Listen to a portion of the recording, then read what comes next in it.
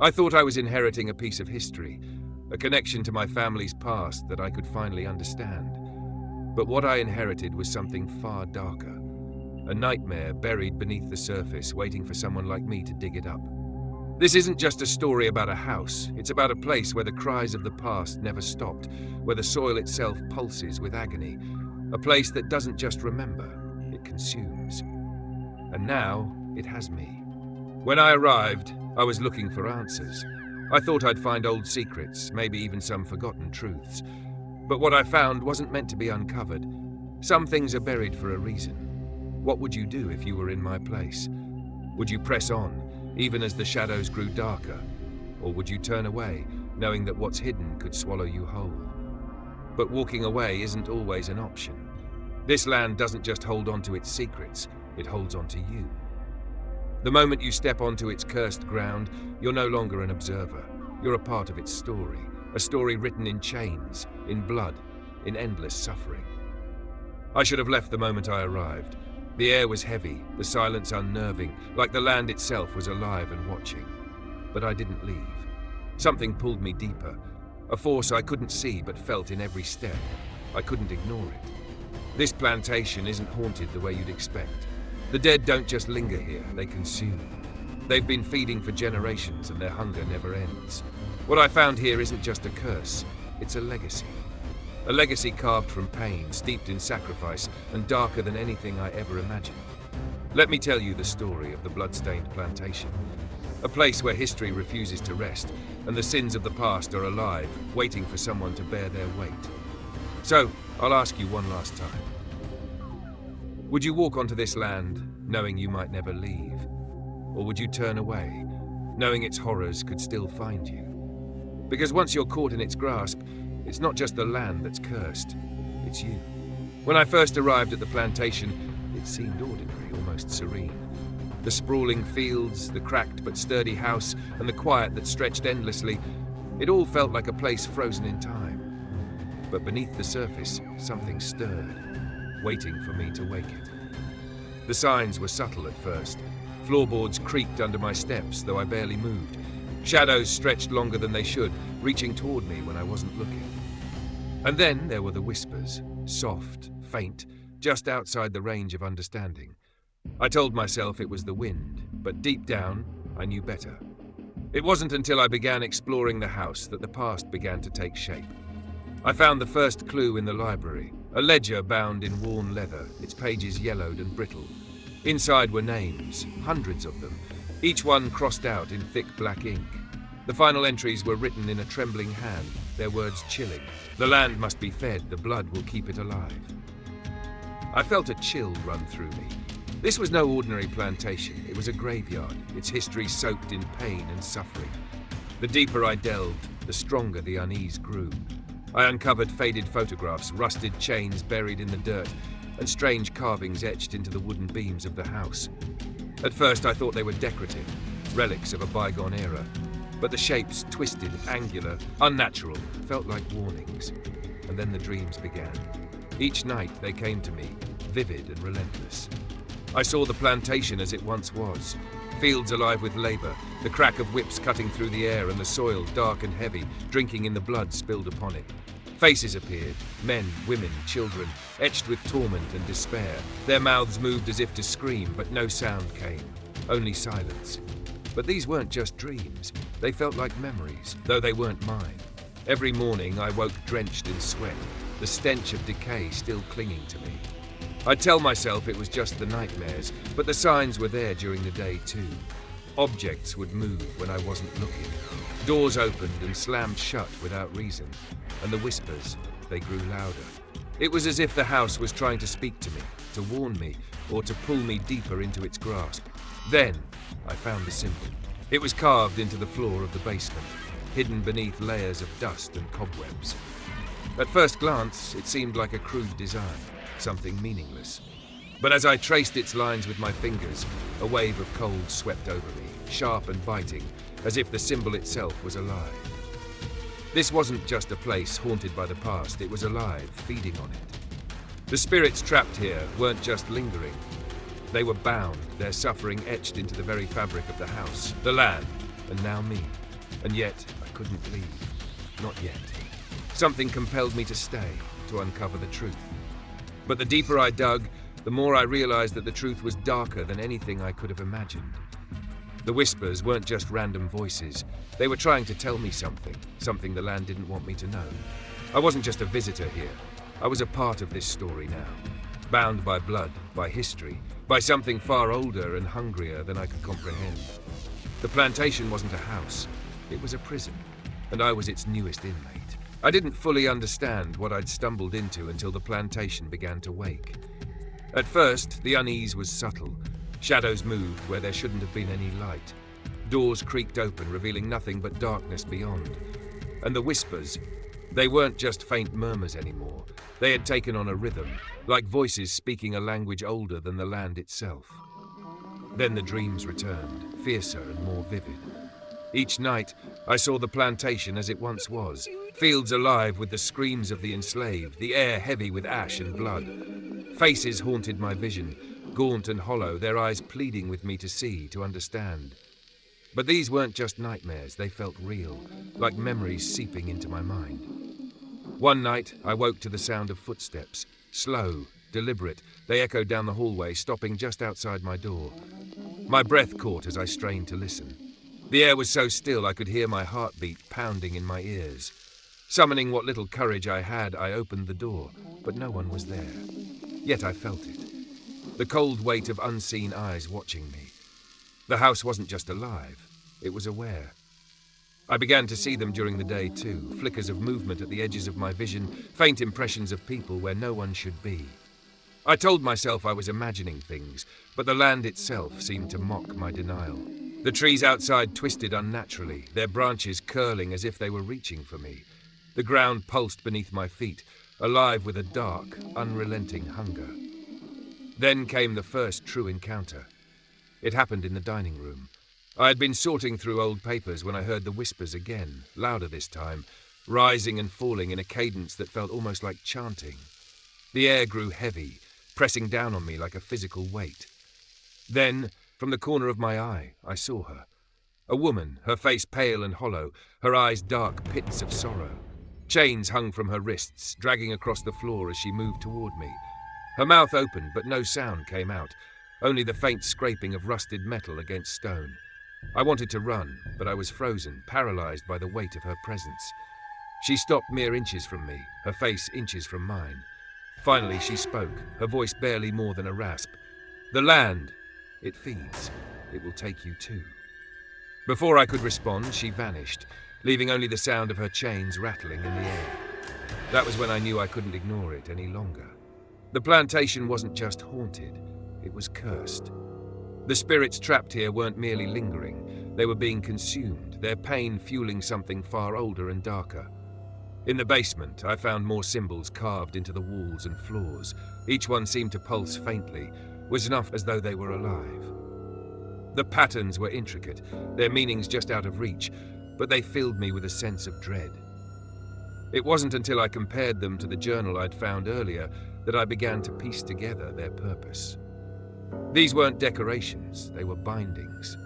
Ritual markings used to trap the souls of the enslaved to the land.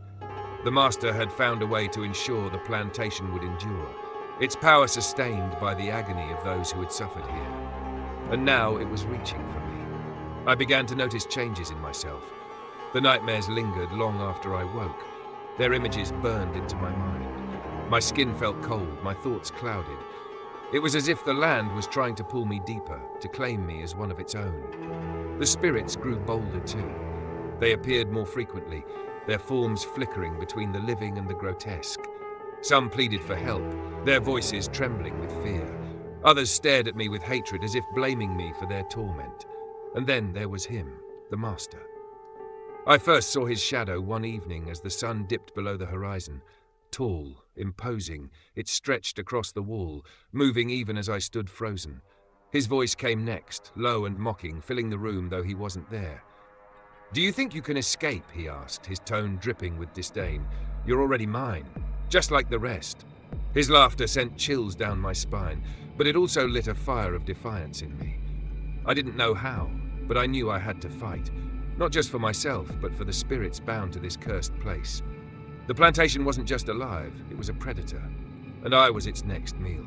I thought I understood what I was up against. Spirits trapped in torment, whispers in the dark, and a land that refused to let go of its past.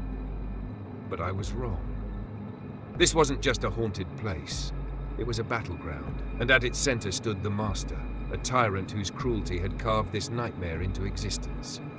I uncovered his story piece by piece through journals hidden in the walls and symbols etched into the floorboards. The Master wasn't just a man. He was an architect of pain. In his quest for power, he had performed a ritual, one that bound the souls of those he enslaved to the land. Their agony became the fuel for his immortality, their suffering feeding the plantation like blood to a beating heart. But the journal revealed something else. His power wasn't infinite. It was tied to the altar at the plantation's center, a twisted creation where the ritual had first been performed. If I could destroy it, I might be able to break the curse. The spirits grew more vivid as I delved deeper into the truth. They appeared fully now, no longer just flickers at the edge of my vision. Each one carried the weight of their pain, faces etched with anguish, chains dragging behind them. The woman I'd seen before, the one with hollow eyes, came to me again. This time her voice was clear, trembling with both fear and determination. "He bound us to this place," she said, her hands shaking as she gestured to the house around us. "Our pain keeps him alive. If you destroy the altar, you can free us. But it will cost you." "What cost?" I asked, my voice breaking. She hesitated, her gaze dropping to the chains at her wrists. "The land holds on to what it claims. It won't let you leave." Her words hit me like a blow. If I stayed, I'd be trapped here. But if I left, I'd condemn these souls to their eternal suffering. The house groaned around me, its walls seeming to pulse as if alive. The Master's voice echoed through the halls, low and taunting. "You think you can break what I've built?" he sneered. "You are nothing but another piece of the puzzle, another sacrifice for the land." His laughter was everywhere, filling the space like a suffocating fog. But instead of fear, I felt anger rising in me. I couldn't let him win. Armed with the journal and the knowledge of the ritual, I prepared to face the altar. The spirits gathered around me, their forms flickering like dying flames. Some looked at me with hope, others with despair. As I approached the basement where the altar lay hidden, the air grew colder, heavier. The symbols on the walls seemed to glow faintly, their lines pulsating like veins. The land itself seemed to resist my every step, the floorboards creaking under my weight, the whispers growing louder. When I finally stood before the altar, it was worse than I'd imagined. The symbols carved into its surface radiated an unnatural energy, their shapes twisting in ways that hurt to look at. Bloodstains marred the stone, as though the ritual had been performed just yesterday. The Master's presence loomed over me, a shadow that seemed to stretch across the room. His voice was colder now, laced with fury. "You think you can destroy me?" he hissed. "I am this land. Their pain is my power, and now so is yours." I lit the torch I'd brought with me, the flames casting jagged shadows on the walls.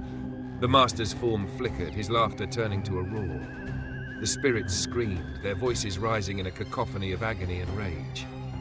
"You can't win," he bellowed, his voice shaking the walls. "You'll never escape me." But I didn't stop. I slammed the torch into the altar, the flames licking hungrily at its surface. The symbols glowed brighter, pulsing wildly, and then began to crack. The house trembled violently, the walls groaning under the weight of centuries of suffering. The spirit's screams turned into something else, a sound I couldn't describe. Relief, perhaps, or release. The Master's voice rose one last time, filled with desperation. "No, you cannot destroy me. You are bound to this land, just like them." As the altar shattered under the force of the flames, his shadow collapsed, twisting and writhing before disappearing entirely. The ground beneath me split open, a final, desperate act by the land to reclaim its power. I turned to run, but the chains I couldn't see, chains I could feel, wrapped around me, pulling me back. For a moment I thought I'd fail, that I'd be consumed along with the Master. Then I saw them, the spirits, their forms no longer twisted by rage. They surrounded me, their hollow eyes now filled with light. With a final, collective effort, they pushed me forward, away from the collapsing altar. I stumbled out of the basement as the house began to crumble behind me, the ground shaking violently. The last thing I heard before the house fell silent was her voice, the hollow-eyed woman, soft and resolute. "Thank you." But as I stood outside, gasping for air, I realized it wasn't over. The whispers hadn't stopped. The land still pulsed beneath my feet, faint but persistent. The master was gone, but his curse wasn't, and now it was tied to me. I thought destroying the altar would be the end of it. I thought I could set the spirits free, burn the chains that bound them, and escape. But I underestimated the land. It wasn't just cursed, it was alive, and it wasn't going down without a fight. The moment the flames consumed the altar, the plantation seemed to awaken. The air turned electric, crackling with energy. The ground beneath me shuddered, and the walls groaned as if the house itself was in pain. The land wasn't dying, it was fighting back. The trees outside twisted violently, their bark splitting to reveal dark, oozing blood instead of sap. The once familiar fields seemed to writhe, the soil rippling like the surface of a disturbed pond. Shadows stretched and shifted unnaturally, forming shapes that darted across the house and the surrounding land. And then they came, the spirits. No longer were they flickers at the edges of my vision. They were fully here, their hollow eyes fixed on me, their forms flickering between the human and the grotesque. Chains rattled behind them, dragging through the blood-soaked earth. But this time they weren't pleading. They weren't even angry. They were hungry. I stumbled back as they closed in, their whispers rising to a deafening roar. The air was filled with their cries, wails of rage and sorrow overlapping in an unbearable cacophony. The land itself seemed to pulse in time with their steps, feeding on their energy, amplifying their fury. And then he appeared. The master emerged from the shadows, his form towering and imposing, his eyes burning with a cruel, unnatural light. He didn't walk, he seemed to glide, his presence bending the space around him. The air grew heavier with each step he took. "You thought you could destroy me?" he sneered, his voice cold and cutting. "This land is mine. Their pain is mine. And now, so are you." I felt the weight of his words pressed down on me like iron chains. The ground beneath me seemed to shift, pulling at my feet, dragging me closer to him.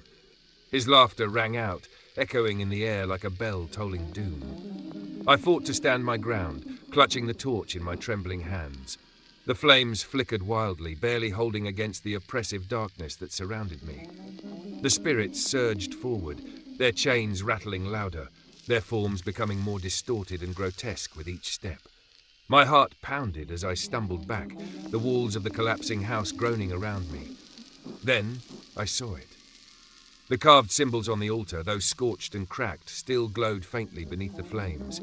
They pulsed like a dying heartbeat, a final remnant of the master's power holding the land together. I realized what I had to do. Summoning every ounce of strength I had left, I forced myself toward the altar. The spirits clawed at me, their cold, spectral hands grasping at my clothes, my skin, trying to drag me down. The master's voice rose in fury, his shadow stretching toward me like a tidal wave. "You cannot destroy me," he roared. "You are bound to this land, just like they are." But I didn't stop. I swung the torch down with all my strength, driving it into the center of the altar. The flames surged, engulfing the carvings, and the symbols shattered in a blinding flash of light. The plantation erupted in chaos. The ground split open, swallowing the foundations of the house. The trees bent and cracked, their twisted limbs collapsing under their own weight. The air was filled with the screams of the spirits, but their cries had changed. They weren't wailing in agony anymore. They were screaming in defiance. The master's shadow writhed violently, his form distorting as the flames consumed his altar. His voice cracked, filled with desperation and rage. "No, you cannot destroy what I have built. You cannot escape me." The spirits began to surround him, their hollow eyes glowing with a fierce, unrelenting light. They pulled at him, their chains tightening around his form, dragging him toward the flames. For a moment, he fought back, his shadow lashing out in all directions. But then, with a final guttural roar, he was pulled into the fire. The house collapsed completely, the ground caving in as the altar's destruction sent shockwaves through the land. I turned to run, but the soil beneath me buckled and I fell, the unseen chains around me tightening. I clawed at the ground, trying to pull myself free as the land's hunger threatened to consume me. For a moment, I thought it was over. I thought I would become part of the plantation, another soul bound to its insatiable appetite. Then I felt them. The spirits, no longer twisted by rage or hunger, surrounded me. Their hands, once cold and clawing, now lifted me, pushing me forward. The hollow-eyed woman appeared before me, her gaze calm but heavy with sorrow. "Run," she whispered, her voice steady. "You've done what we could not. Now, leave this place." With their help, I stumbled out of the collapsing ruins, the fire roaring behind me. The land groaned and shuddered, the plantation devouring itself in its death throes. I stood outside, gasping for air as the house disappeared into the earth. For the first time, the night was quiet. No whispers, no chains, only silence. But as I turned to leave, I realized the truth. The plantation wasn't gone. The whispers weren't silenced. The land's hunger had shifted, and it was inside me now. I thought the fire would be the end of it, that destroying the altar and collapsing the plantation would sever its grip. But as the flames roared into the night sky and the ground trembled beneath my feet, I realized it wasn't over. The land wasn't just bound to the altar, it was bound to me. I tried to run. My legs carried me down the winding path, away from the crumbling house and the smoldering ruins. But every step felt heavier, as if invisible chains were pulling me back. The air around me thickened, and the faint whispers I thought I'd silenced began again, soft but insistent, calling my name. I stopped and turned, unable to resist the pull. Through the haze of smoke and fire, I saw them, the spirits. No longer bound by chains or twisted by rage, they stood still, their hollow eyes watching me. Their faces were calm now, almost serene, but they weren't free, not fully. And then, he appeared.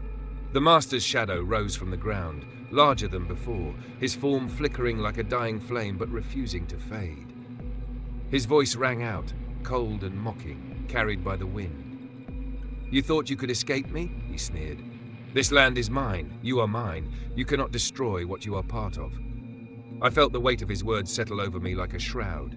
The ground beneath me pulsed faintly, the same rhythm I'd felt before, a reminder that the plantation's hunger hadn't been extinguished. It had only shifted. Desperation clawed at me as I stumbled backward, my feet sinking into the damp soil. The land seemed to pull at me, its hunger relentless. No matter how far I ran, I couldn't escape the feeling that I was still tethered to the plantation, that its roots ran deeper than I could ever sever.